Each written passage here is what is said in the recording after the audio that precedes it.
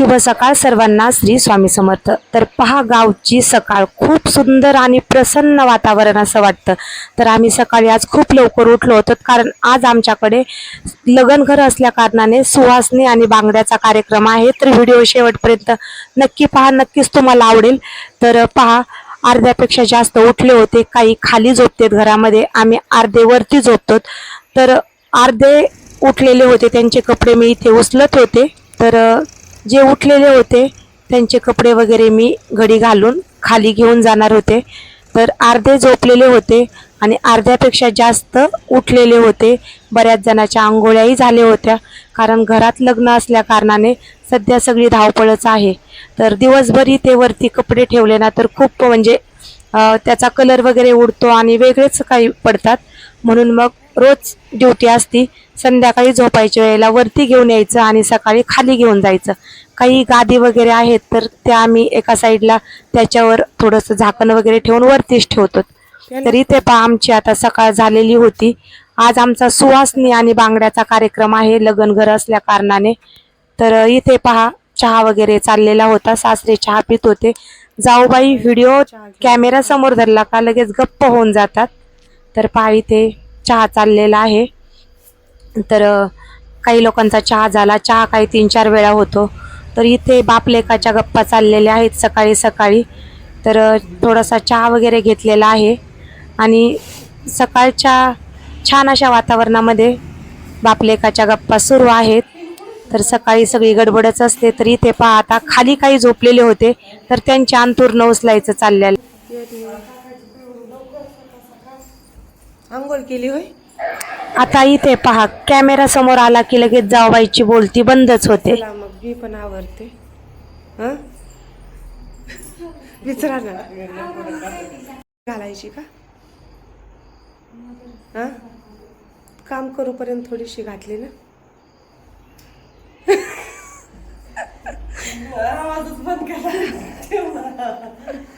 चांगलं बोलल्यावर काय चांगलंच दिसतंय। आता पुढे पहा गंमत। आता सुवासनी असल्यामुळे आमटीसाठी आमच्या मोठ्या भाऊंनी कढीपत्ता आणला आहे आणि मी विचारलं तर कसं उत्तर देते पहा। आता कशा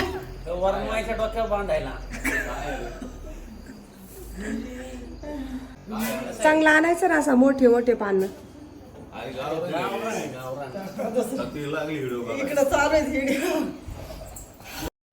गावामध्ये चोरी झाली होती, त्यामुळे इथे सेफ्टी दरवाजे बसून घेतले आहेत, त्यावर चर्चा चालली होती। तर इथे आतमध्ये काही जण राहिले, त्यांच्यासाठी चहाही चालला होता आणि पुरण शिजायचं कामही चाललं होतं।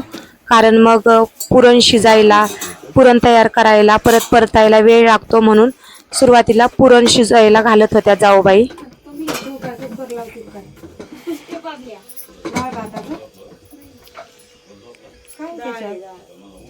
मोकळी असं पाणी नाही, फसफस मोकळी पाणी फसफस नाही। जास्त डाळ टाकायची होती सुवासनीसाठी, म्हणून तशीच कुकरमध्ये मोकळी टाकत होत्या, म्हणून विचारलं पाणी वर येत नाही का।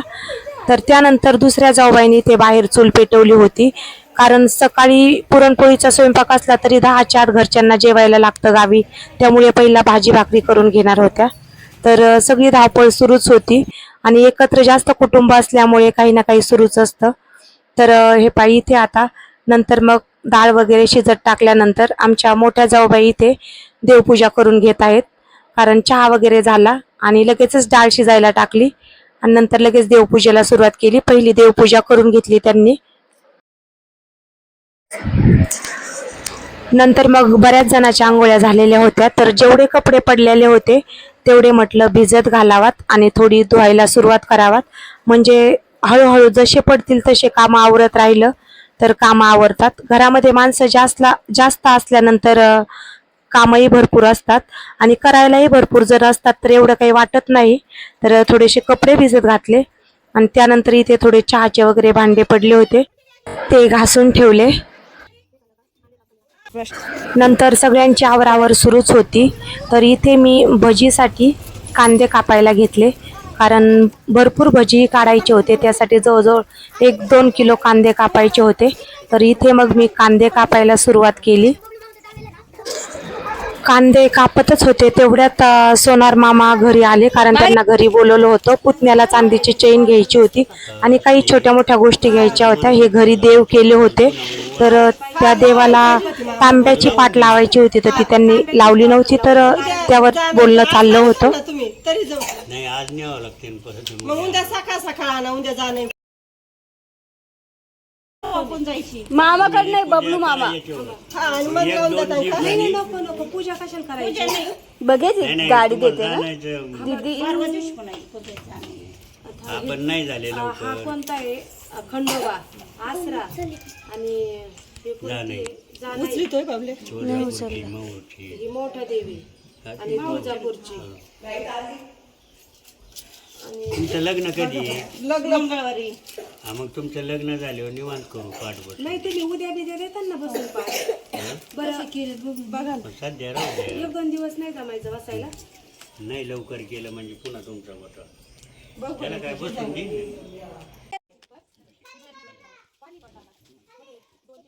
तर माझं काही घ्यायचं नक्की नव्हतं, पण त्यांच्याकडचे पैंजण पाहून मलाही वाटलं की चला पाहूया पैंजणची डिझाईन कशी वाटते. तर इथे पहिलं माझ्या पुतण्यासाठी चेन पाहत होतो आणि त्यानंतर इथे पैंजण चॉईस करायला घेतले. तर डिझाईन काही पसंत पडत नव्हती. मिस्टरही बोलत होते एवढी मुंबई सोडून आता इथं घ्यायचंय का.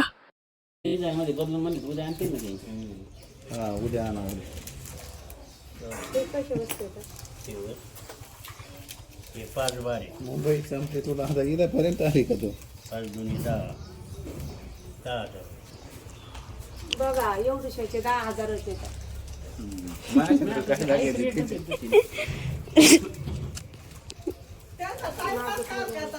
अहो नाही, मग नाजूकमध्ये नाही ना.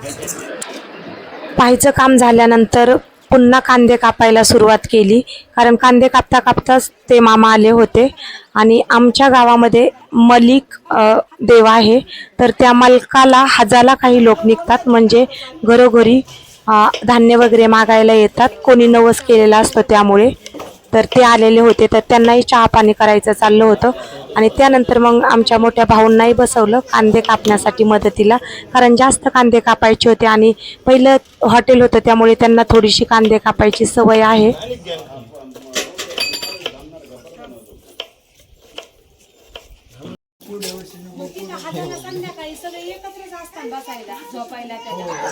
प्रत्येक जण ज्याच्या त्याची काही मनोकामना असते ती देवाला बोलून आता मेच्या महिन्यामध्येच त्या देवाला हजाला म्हणतात, म्हणजे कितीतरी दिवस घरी जायचं नसतं. ते दिवस काय माझ्या लक्षात नाहीत, आणि तेवढे दिवस देवाच्या दारामध्येच राहायचं असतं आणि दारोदार आपलं धान्य मागून त्यानंतर शेवटी त्याचा शिदा प्रसाद करून लोकांना जेवायला बोलवायचं असतं. तर ते झाल्यानंतर कांदे वगैरे कापून झाले, नंतर आम्ही इकडे कपडे धुवायला सुरुवात केली, कारण भिजत घातले होते. वरचीवर आंघोळ्याही सुरू होते आणि कपडे धुवायचे काम चालू होतं, कारण घरात जास्त माणसं असल्यानंतर चालूच कामं करावं लागतात. सगळीकडे सगळ्यांचे कामं सुरू होते. तिकडे पुरणपोळीचा स्वयंपाकही सुरू होता आणि नंतर मग आवरावरी झाल्यानंतर आम्हाला जायचं होतं नैवेद्य दाखवायला. बऱ्याच देवांना दाखवायचे होते. तर मग कपडे धुवून झाल्यानंतर इथे मी कपडे सुकत घालत होते. बाकीकडे कोणी पोळ्या करत होतं, कोणी आमटी करत होतं, कोणी तळायचं काम चालू होतं. तर कपडे धुतल्यानंतर कपडे सुकत घातले.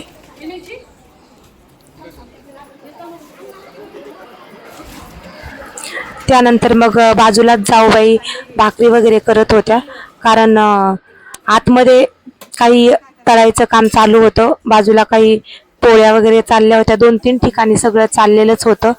तरी ते भाकरी झाल्यानंतर पोळ्याची सुरुवात करणार होत्या, कारण गावी लवकर जेवायला लागतं, तर भाजी भाकरी सकाळी सकाळी लागते. तरी ते जाऊबाई आणि पुतण सुनाचं काम चाललेलं आहे. एकीकडे आमटीचं भाजायचं, एकीकडे भजी तळायचं. काय चाललंय? हा बघा ना, भजे करतो. बघा किती घाम झालाय. लग्नासाठी सवसनी आहेत ना. हा झालं का तुझं? आमच्या सुनबाई तर लई चप्पल आहे, चप्पल आळशी नाही म्हणता यायचं. होय, किती पटपट करते, सवय नाही तरी पण. मुंबईची आहे बिचारी तरी पण. मग आता गावाला येऊन शिकले ना, शिकवलं ना मला सगळं. हा मग सासू एवढ्या हुशारात म्हणले, सुनबाई पण हुशार झाली पाहिजे ना. काय भजी हे काय आमटीचं काढलंय बघा इथं कांदे ही भजी येतं. हा आणि काय हे भाजते ना डाळ तिकडं तळायचं चाललंय आता आमचा सवास ननंदबाई जवळच राहतात, तर त्यांना स्वयंपाकाला बोलवण्यासाठी मी गेले होते आणि त्यांच्याकडे गॅसचं काहीतरी काम होतं, त्यासाठी एक दादा आलेले होते आणि त्यांच्यासाठी चहा ठेवला होता आणि मलाही म्हटलं की बस थोडा वेळ चहा घेऊन जा, पण माझ्या मागे गडबड होती तर थांबले थोडा वेळ. सवासणीचा कार्यक्रम सुरू आहे तर इकडे ननंदबाईला बोलवायला आलते.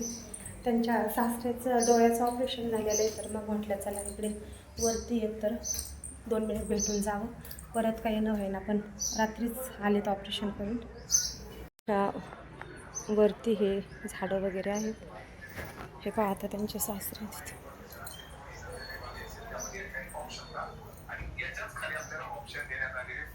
काय झोपलात का काय? बरं वाटतंय का? आम्ही काल आलोत. तर आमचा पुरणपोळीचा स्वयंपाक आवरत आलेला होता. बाकी आमटी भजी वगैरे कुरडे पापड झालेलं होतं, परंतु 50 बायकांचा तरी पुरणपोळीचा स्वयंपाक करायचा होता, त्यामुळे पोळ्या बराच वेळ लाटायला जातात. बाकीचं आवरलं होतं. बाकीचा स्वयंपाक आम्ही आचार्याला दिलेला आहे, कारण पूर्ण गावातल्या बायका बोलवलेल्या आहेत बांगड्यासाठी आणि सुवासनीसाठी.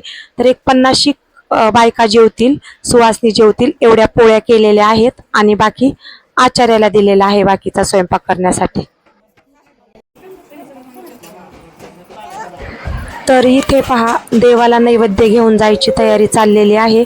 तर गावच्या सगळ्या देवांचे इथे नैवेद्य तयार केलेले आहेत आणि जे काही देवाला न्यायचं असतं ते भरायचं जाऊबाईचं काम चाललेलं आहे. तर बांगड्या भरण्यासाठी कासारताईही आलेल्या आहेत, तर त्यांच्याकडे आसराला वगैरे छोट्या छोट्या बांगड्या देवाला न्यायच्या आहेत, ते आम्ही काढत होतो. तर त्यांनी आसराला त्याला बांगड्या ठेवाव्या लागतात ना, हिरवा चुडा, तर त्या काढून घेतल्या.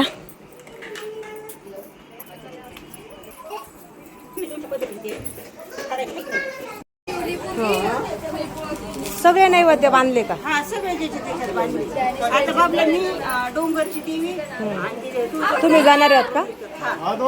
तेवढं केलं तर मानवाडीच्या त्या देवीचं निवड दाखवून. या जाऊन. तुम्ही काय करायचं असेल फार गावात लक्ष नाही टाकून. मग आम्ही येणार होते ना बहिणी.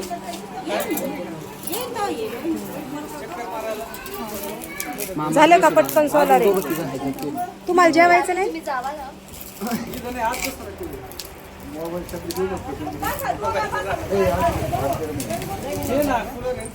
हो झाल्या का पोळ्या? आवरा चला, आपल्याला जायचंय. ऊन पडलंय किती. हे मावळण ताट होय काय? आता ते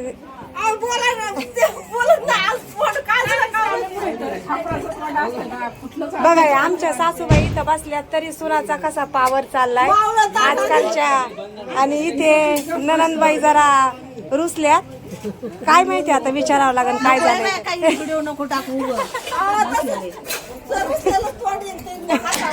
तर इकडे भरपूर भांडी पडली होती आणि जसे मी घासायला बसले तसे वरची वर आणूनच देत होते. जवळजवळ 2 पाट्या मी भांडी घासली. इकडे पुरणपोळीच्या स्वयंपाकाचंही चाललेलं होतं, बाजूला पोळ्या करायचं आणि इकडे माझं भांडी घासायचं काम चाललं होतं. भांडी घासल्यानंतर आम्ही आसराचा नैवेद्य दाखवण्यासाठी जाणार होतो. इकडे पहा, झाडाखाली आचारी स्वयंपाक करत आहेत सुवासनीचा आणि इकडे पुरणपोळीचा चालू आहे. आता आणि ह्या जाऊबाई म्हणतात एवढूशेच घासलेत का? बघा आता असं असतं आणि नंतर म्हणतात नाही नाही लई मोठे घासले होय.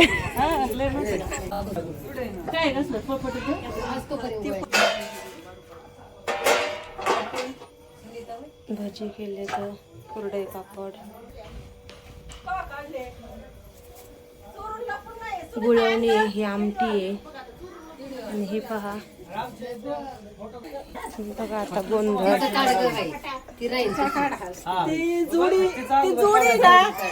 हा जोडी काय करती तुम्ही? सारखीच त्यांची चेष्टा लावली. जेवायचंय का नाही? आता मी आल्यावर बंद झालं का? करा तुम्ही. काळजी घ्यायला नाही का? अन्न जे फोटो काढा. भाऊ नाही काय तिचा? फोटो काढायचं ते चपाती पोळी बघा पोळी झाल्या का आता पोळ्या बरोबर आहे.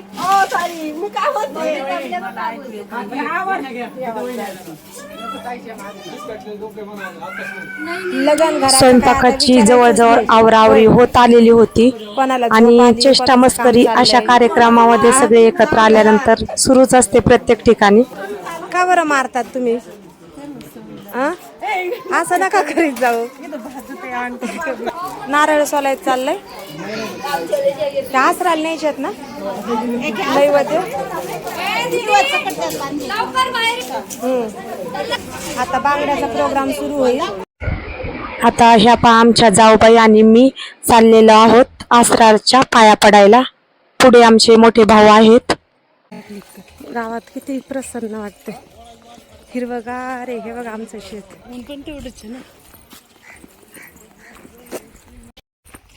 बघा उन्हाची काय 12 वाजत आलेत आणि 12 वाजता आसराला नैवेद्य दाखवायला चाललं. बाकीच्या गेल्या तर दुसऱ्या देवाला. गावातले जे बाकीचे देव आहेत तिकडे भरपूर ऊन आहे गावाला. घरामध्ये लक्षात येत नाही पण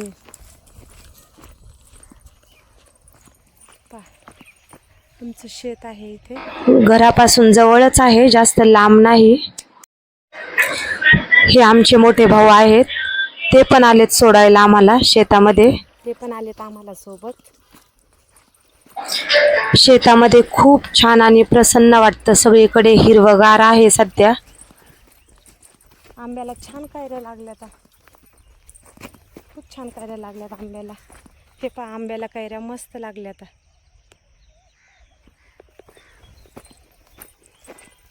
खूप छान कैऱ्या लागल्यात. तुम्हाला दाखवते आमच्या आंब्याला कैऱ्या. हा एकदम हाताला येतील एवढ्या कैऱ्या येतात आंब्याला. किती कैऱ्या लागल्यात बापरे. हे पहा. तर आता इथे आंब्याच्याच बाजूला विहीर आहे आणि विहिरीवरच माऊलाया म्हणजे आसरा आहेत. तर आता इथे आसराला आम्ही नैवेद्य दाखवणार आहोत. पण व्हिडिओ मोठा होत आहे म्हणून मी हे पुढच्या व्हिडिओमध्ये तुम्हाला दाखवते. सुवासनी जेवण बांगड्याचा कार्यक्रम. तर तुम्ही नवीन असाल तर चॅनलला सबस्क्राईब करा. व्हिडिओ आवडला असेल तर लाईक करा, म्हणजे असेच नवीन व्हिडिओ तुमच्यापर्यंत पोहोचतील आणि तुम्ही माझ्याशी कनेक्ट राहाल. तर व्हिडिओ आवडला असेल तर नक्की लाईक करा आणि व्हिडिओ कंटिन्यू करा. पूर्ण पाहिल्याबद्दल अगदी मनापासून धन्यवाद. त्याच्यावर काही नारळ पडलेत याच्यात आणलेत आहो आपण बांधून आणलेत.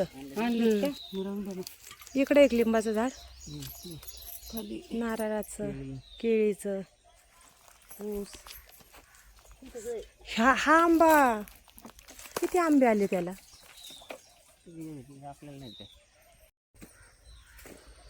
हे पहा